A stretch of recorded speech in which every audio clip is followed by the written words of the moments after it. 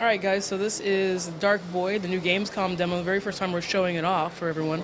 So I'm sure that folks have heard that, just recently Capcom joined the list of publishers that delayed their titles. And there's sort of this rumor going around that Capcom was sort of afraid of, those big hits like Halo 3 and all that other kind of stuff. I'm not necessarily saying that Halo isn't to be feared, but the real main reason why we actually delayed Dark Void was because, we've been doing lots of play tests. We've been spending our time trying to make sure this game is as awesome as we know it can be.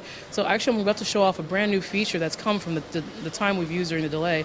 You guys can see I just took off from the ground right there. This is a feature we call Hover Up. So I'm actually hovering in the air. You can see it's attached to my boost meter right over here. We've got other hover enemies who are also trying to come at me. If I can actually get a beat on them and manage my boost, I can pretty much stay in the air indefinitely. Take out this guy from the sky. Low guy. I'm going to drop a grenade on some of these guys. And I'm going to try and take out this last hover enemy right here who's making our lives a little bit difficult. He's also seen my buddy Atem. Will's not just alone in this battle against the Watchers. He's actually has other people who will join him to help him out. And Atem is one of those guys. So you saw I just dropped to the ground right here. I'm going to grab some cover. We do this sort of thing. It kind of looks like, our game plays a little bit like games like Gears, but the difference between our game and other cover-based shooters is I've always got a hover pack, I've always got a jet pack, so I can always come around, get right behind this guy, get in close to him, and take him out. Oh, there we go. Punch in the face guy. So I'm going to grab some more cover, take out this last guy, and my buddy Atem, you can kind of see that he's actually got a gun in his hands. This is not your typical escort mission, right?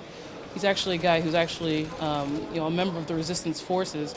And when you start off this level, to give a little background, Will just had a not so successful encounter with the Watchers. Atem found him unconscious, revived him, and sort of brought him into the fold. Right now we're heading off to the Survivor base camp. So you guys see a turret right here. I'm going to actually draw its fire, come up on the side. I just want this guy to be aiming at me. My buddy Atem, not a jetpack hero, can't really take as many shots as I can. You see his health off to the side. There we go. Take these guys out, draw his fire a little bit more. And you guys can see that I'm using the hover pack quite a bit, the new hover up feature, but you can still always jump into flight mode at any time. So I'm going to get around behind this guy, see if I can take him out from a standing position here. Let's back around behind him. And, like I mentioned, all the play testing we've been doing this hover-up feature that we've been talking about, it's something that we kind of had in our minds for a while.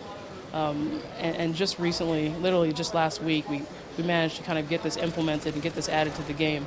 So, the reason was, you kind of, we've been watching people play the game, doing all these focus tests, and as designers, we kind of get in this mode where we're just we want people to play the game the way we play it. We have to make sure that we tutorialize people so that they play it, so that they can play it, so they can feel awesome while they're playing it. So we take out this guy. I'm clearing out this spot. You can see, I've got my hover pack, I've got my jet pack, but my buddy Atem, not so much. He's just a guy as well. I want to make sure that Atem survives this encounter. Otherwise, it's pretty much game over, mission failure. And since we've got this new hover feature, it's really kind of changed the ways that we kind of think about hover use in the game. We've actually been coming up with ways to encourage players to use the hover mode, to not just play this game on the ground, play it like it's any of the other numerous cover-based shooters that are out there.